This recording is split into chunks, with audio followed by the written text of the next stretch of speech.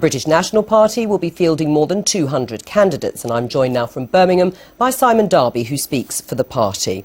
Mr. Darby. Hello there. Yes, hello. Can I talk to you first of all about the economy? Your party is against cuts in public spending. What exactly would the BNP do to reduce the deficit? Well, if you look at a local level, this is in reference to the local elections, we believe that council officials shouldn't be paid more than £100,000 a year as a salary. We feel it's disgraceful, this amount, when ordinary people, people in the streets, have been asked to take austerity measures, that people in councils aren't setting that example, good examples, and taking huge salaries. But that would that be really enough? We're talking about, billions of pounds worth of deficit. That would set an example. But in terms of actually bringing down the deficit, what's the BNP suggesting? Well, we're in the European Union, and unfortunately that's a privilege, shall I say, in inverted commas, that costs us £45 million a day. We would pull out of the European Union.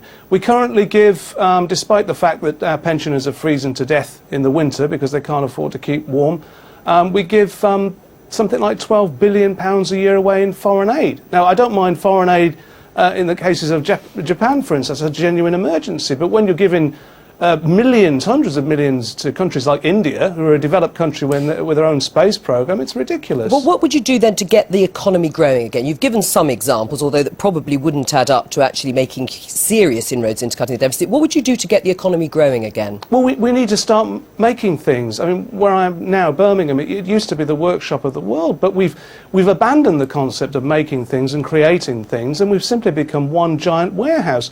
We need to start creating things. We need to stop all of these cheap imports from China and actually start getting our people back to work. And your website does say and calls for the selective exclusion of foreign-made goods from British markets, but wouldn't that just result in tit for tat? If we ban foreign imports, they ban our exports. Well, we don't export anything, that's the problem. The huge deficit that we have with imports and exports is unsustainable, it really is. But we have the expertise here. This place, Birmingham, has got a proud tradition, as the rest of the Midlands and the Northwest and all over the country, where we used to make things. We were experts.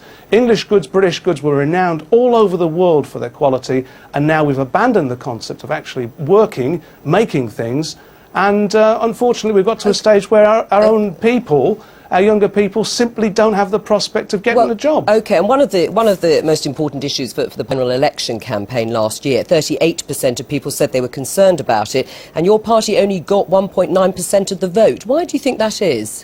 It's a very, very complex situation, that we have a very, shall we say, delicate relationship with the media.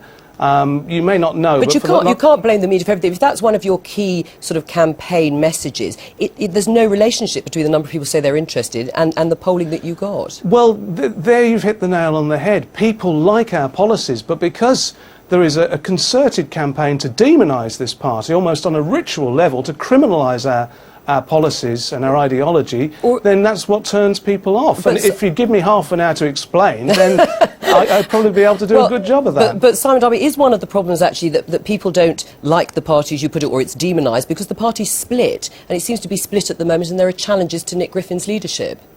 Well, there are about 24 people, perhaps, something like that, who've ostensibly been creating a little bit of trouble on the basis of what's good for the party. 2 days ago, they aligned themselves to a completely different party, so that trouble is open. But that doesn't help. If you've got senior BNP member Eddie Butler says Nick Griffin is busily running the BNP ship aground, and it's quite possible that the BNP will not survive his antics. Is it time to start looking at Nick Griffin's leadership? Well, Eddie Butler isn't a senior BNP member. He's aligned himself to the English Democrats, who are a civil nationalist party with links, would you believe, to Sinn Féin. So, but you've also got people in South Tyneside saying they're not going to put up candidates until Nick Griffin resigns. So is he becoming a liability? Not at all. We have a leadership election recently where Nick was overwhelmingly voted in for another year or so, and we do things democratically. There are lots of people that don't like Nick outside in the real world, but within the party. And I've been with him on many occasions in the streets where the public genuinely like Nick Griffin. They respect him. But why are there less than a third as many BNP candidates standing in the 2011 local elections than in 2007? Well, you can look at it two ways. If you'd have allowed me to explain the battle that we've had with the Commission for Equality and Human Rights, a human rights organisation that's tried to put me in prison, would you believe, because they don't like the way I think. Simon, just to say, you are fielding less candidates, aren't you, than in 2007? We're fielding less in the local elections, yes we are, but we're going in contesting seats in Northern Ireland for the first time ever. All of Wales will be able to vote for us, as will all of Scotland. Okay. So it's not bad at all. Simon Darby, thank you. Thank you. Well, time now for a look at some of the other stories in the various election campaigns around the country. This